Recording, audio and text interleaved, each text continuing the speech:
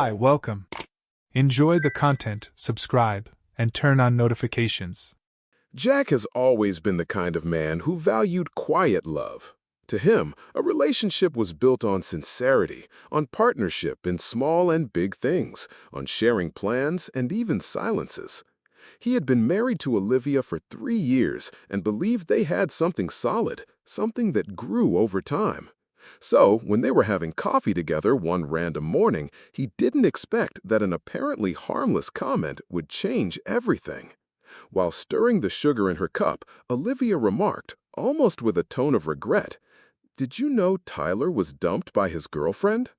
Jack raised his eyes, surprised. He swallowed what was in his mouth and calmly asked, "How do you know that?" She seemed to surprise herself.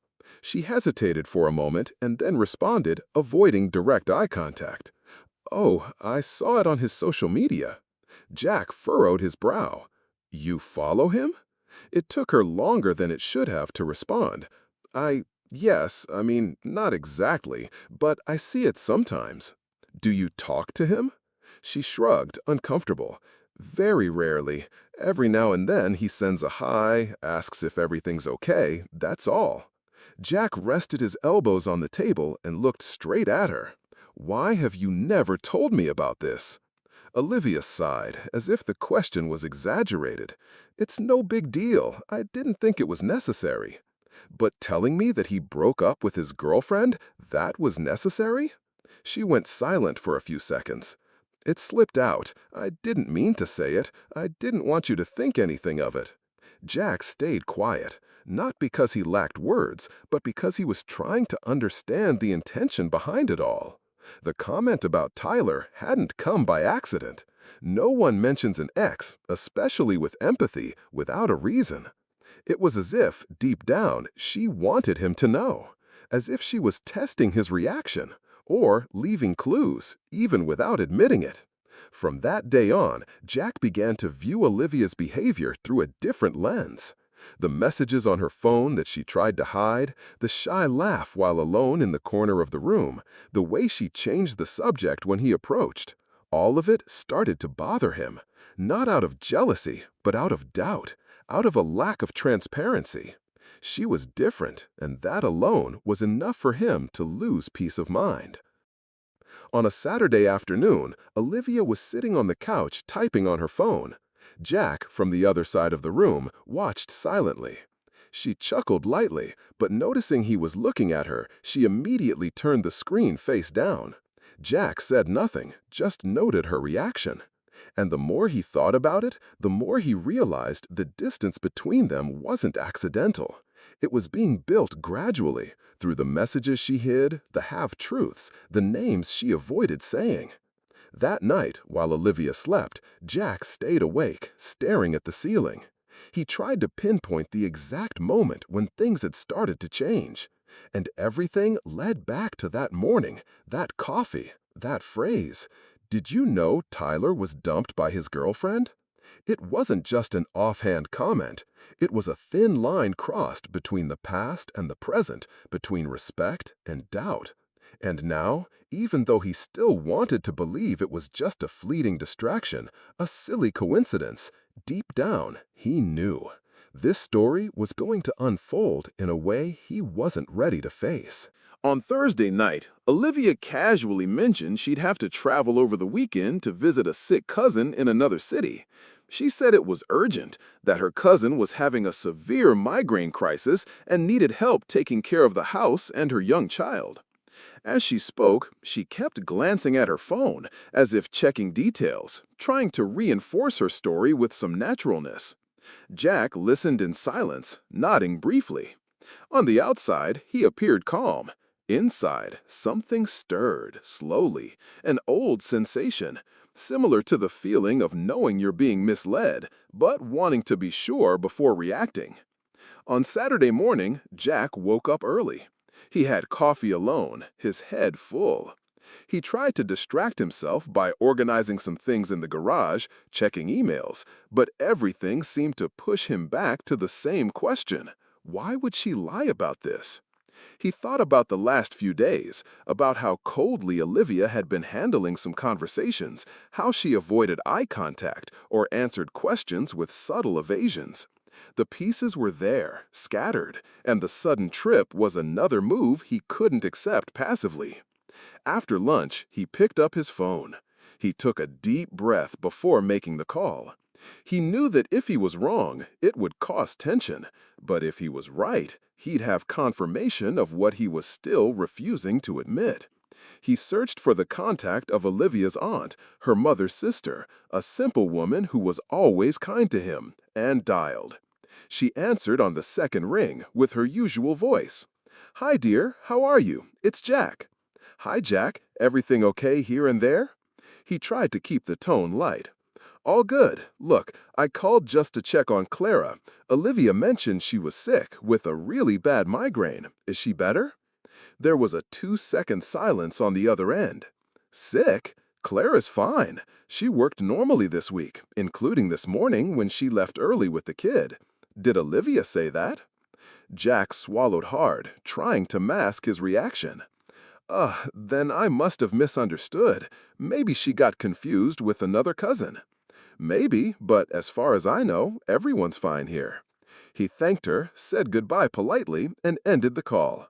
He stood there for a while, staring at his phone, his facial muscles tense. His stomach churned, a mix of anger and frustration. She had lied, just like that. Made up an illness to justify a trip that now he knew wasn't what she claimed. And worse than the lie itself was the way she acted as if it was normal to deceive him, as if it were just any decision. Jack spent the rest of the day quiet. He walked around the house as if trying to find meaning in his own steps. At night, he went for a walk around the neighborhood to clear his mind.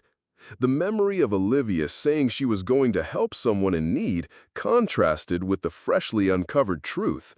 And no matter how hard he tried to come up with a plausible justification, maybe she really needed some time alone. Maybe she was confused. There was something worse than the lie, the fact that she felt comfortable using it so easily. On Sunday night, when she returned, the house was silent. Jack was sitting on the living room couch, already waiting. As soon as she walked in the door, he slowly stood up, crossed his arms, and said without beating around the bush, "I called your aunt.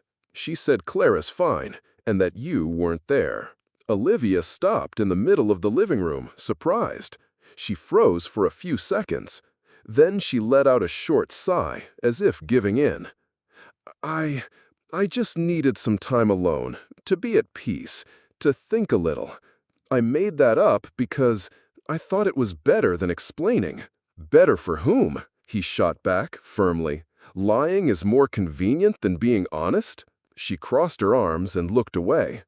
"I just wanted to breathe, to feel like I could make a decision without having to justify everything.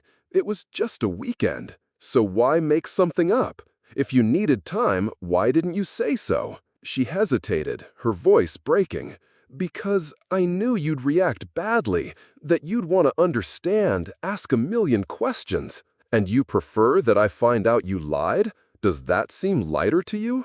Olivia then sat on the edge of the couch, her eyes watery. She said she hadn't done anything wrong, that she only stayed at a simple hotel, that she spent the days reading, walking, thinking about life, that she didn't see anyone, that she didn't meet Tyler or anyone from her past, and that she just wanted to get away from everything for a while. Jack listened, but his face no longer showed any trace of trust. "Then answer me one thing," he said in a colder tone. "Did you distance yourself from me, or did you move towards something else?" She started crying. Jack remained standing, silent. Her tears didn't erase what he had already understood. A line had been crossed, and even though excuses kept coming, the doubt had already settled in. The next morning, Jack woke up earlier than usual. He had slept poorly, his body tired and his mind restless. He got up, made coffee, paced back and forth trying to organize his thoughts. Olivia's words from the night before still echoed. She had admitted to lying, but justified it with an empty excuse, as if it were acceptable to deceive someone just to have peace for a weekend. She said she just needed time. But Jack knew the issue wasn't the time. It was what she did with it when he wasn't around. He spent the day withdrawn, speaking little, thinking too much. It was eating him up inside. He could no longer look at Olivia with the same ease. Something between them had broken in a way that was hard to fix. She tried to act as if nothing had happened. She prepared dinner, made casual comments, but Jack saw in her eyes a constant discomfort, as if she too was trying to convince herself that everything was still the same. And it wasn't. That night, after a long silence at the table, he got up, grabbed a backpack from the closet, stuffed some clothes and personal items into it, and put on his shoes as if he had already made the decision days ago. Olivia, seeing this, approached slowly, as if sensing what was coming next. "What are you doing?" she asked, her eyes fixed on his movements.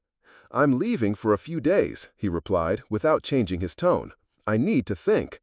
She tried to contain her nervousness. "We can talk, Jack. You don't need to do this. I already told you nothing happened." "And that's exactly the problem," he retorted. "You say nothing happened, but if I hadn't found out on my own, I wouldn't even have known there was something to ask about." Olivia stood frozen in the hallway, hugging her arms, her shoulders hunched. "You're acting like I cheated on you." Jack spun his car keys around his finger and responded, "You may not have touched anyone, but you lied, hid, avoided, and chose to trust your ex instead of opening up to me. For me, that's enough to need some distance." She tried to interrupt, but Jack turned his back and left. He didn't yell, he didn't slam the door. He simply left with the firmness of someone who had already passed the point of arguing. Olivia watched the car disappear through the window. It was the first time in 3 years of marriage that Jack had walked out. The following days were a mix of anger and emptiness. Jack stayed at a simple hotel without telling anyone. He brought his laptop, tried to occupy his mind with work, but his thoughts kept drifting back to the same scene. Olivia standing in the living room, her face worn, trying to minimize what she had done, as if it were normal to make up trips and hide messages. He remembered her words, her restrained tears, the way she avoided his gaze when he questioned her. It hurt because he loved her, and precisely because of that love, the disappointment hit harder. On Wednesday, it was almost evening when he decided he needed to go back home. The decision wasn't easy, but inside him there was a conflict between what he felt and what he believed. Part of him wanted to truly listen to Olivia, to understand if there was any chance of rebuilding. The other part just wanted the certainty that he was doing the right thing by stepping away. He drove back with a heavy heart, but with the hope of, perhaps, hearing from her a more mature attitude, a whole truth, a sincere apology. He thought about how to start that conversation. He imagined the right words, the boundaries he needed to set, the agreements that needed to be redefined. He even imagined that she might have spent the last few days alone, reflecting, willing to show remorse. But nothing could have prepared Jack for the sight he encountered when he turned the key and entered the key into the living room of his own house. On the couch, with a beer in hand and his feet propped up on the coffee table, was Tyler. The same Tyler she swore only sent a hi every now and then. The same Tyler she said was part of her past. He was sitting there as if he belonged to the furniture. Jack stopped, the door still slightly ajar, and stared at the scene in silence for a few seconds. Tyler raised his head and, with a relaxed smile, said, "Hey man, what's up? I'm Tyler." Jack closed the door slowly, approached cautiously, without averting his eyes. His heart was pounding, his blood circulating hotter. He spoke firmly, without yelling, but with an intensity that filled the room. "Get up and get out of my house, now." Tyler was surprised, but stood up, dropped the beer on the table, and started walking toward the door. "Calm down, man. I just came to visit. Olivia said that—" "Get out. Just walk to the door. Don't even finish your sentence." As Tyler left, Olivia appeared in the hallway, her hair wet, wearing a robe. She had wide eyes, shocked to see them face to face. "What's going on here?" she asked, her voice filled with disbelief. Jack didn't even look directly at her. He was still staring at the open door, where Tyler was leaving in silence. "What was he doing here?" he asked, dryly. Olivia stood still, breathing deeply. "He just came to visit me. It was his idea. I didn't even know you were coming back today." Jack turned his face toward her, anger still locked in his gaze. "You want me to believe he just showed up, walked in, sat down, and opened a beer?" "He stopped by chance," she insisted. Jack laughed humorously. "By chance? On our couch, drinking comfortably?" She tried to say something else, but he raised his hand and cut her off. "Pack your things, too. You're leaving today." Olivia's eyes widened and she took 2 steps forward. "Are you kicking me out?" "I'm protecting what little dignity I have left." Then he turned his back. He climbed the stairs without looking back, leaving Olivia there, motionless in the middle of the living room. She didn't say another word, because any word at that moment would only serve to prolong a silence that was already screaming inside. The next morning, Jack called a lawyer and started the process. He was calm, but it was the kind of calm born from exhaustion when you realize there's no turning back, that what's broken can't be rebuilt with words. He didn't want to hear more promises, justifications, or explanations like it was unintentional or you misunderstood. He had heard it all, and now he saw clearly. No love survives lies dressed as indifference. Olivia was staying at her parents' house, where she spent the night after the argument. She sent long messages, asking him to reconsider, to wait until things cooled down. Jack read everything, but didn't respond. He preferred silence, because silence said more than any speech he could write. In the following days, she kept trying to reach out. She said what happened was an exaggeration, that Tyler really had just shown up by chance, that it was just a brief visit. She asked to talk in person. Jack refused, not out of resentment, but for protection. It was as if every new phrase from her was another attempt to soften something that, to him, was unbearable. What hurt the most wasn't Tyler sitting on that couch, but what she allowed with such normalcy. As if everything was fine, as if he, the husband, had become a detail in his own story. The divorce was processed without a legal battle. Jack didn't want money, property, or disputes. He wanted peace. He wanted distance. Olivia signed the papers at a small notary office with a lost look. She still believed that, with time, Jack would change his mind. She said this to mutual friends, tried to justify her actions as a phase, a small mistake with disproportionate consequences. She still hadn't understood what, to Jack, was obvious. What destroys a marriage is rarely a big act, but rather the small gestures that erode trust until nothing remains. Months passed. Jack slowly reorganized his life. He moved houses, neighborhoods, routines. He kept in touch with a few friends, refocused on work. He avoided social media, parties, events. He chose to live away from noise, exposure, and other people's curiosity. He was rebuilding his way of breathing, trusting, and being with himself. The pain wasn't as present anymore, but every now and then it would return, triggered by simple details. A place they used to frequent, a song, her name popping up by chance. He let it pass. He didn't run from the memories, but he didn't cling to them either. It was a process, and Jack respected each step of it. It was during lunch with an old friend that he learned what had happened.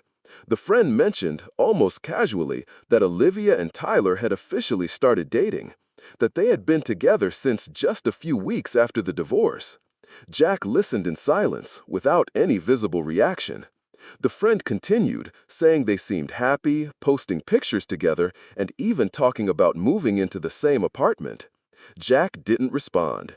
He thanked him for the company, paid the bill, and walked away with firm steps, without anger, but with something different pulsing inside. A kind of confirmation he hadn't asked for, but that arrived too late to make any difference. 3 months later, Jack received a new message on his phone. It was from Olivia. She wrote that she had made mistakes, that Tyler had cheated on her with a coworker, and that everything had fallen apart. She said she felt lonely, that she thought about him often, that she revisited their conversations and realized how much she had exaggerated, how reckless she had been. The message was long. It contained confession, regret, and, between the lines, an attempt to reconnect. Jack read each word as if watching rain fall outside, present but distant. It ended with a sentence that sounded like a plea. "I'd like to talk, just talk. You were the only one who truly knew me." He stared at the phone screen for a while. Memories came flooding back, but his heart remained quiet. There was no more pain, just certainty. Their story had ended long before the papers were signed. The betrayal wasn't just Tyler being in the house, but the conscious choice to ignore the limits of respect. Olivia hadn't understood that, and maybe she never would. Jack responded with few words, not with coldness, but with clarity. "You closed a door. I just locked it from the inside. I wish you the best, but I've started a new life, one where I don't have to doubt what I feel or justify what I deserve."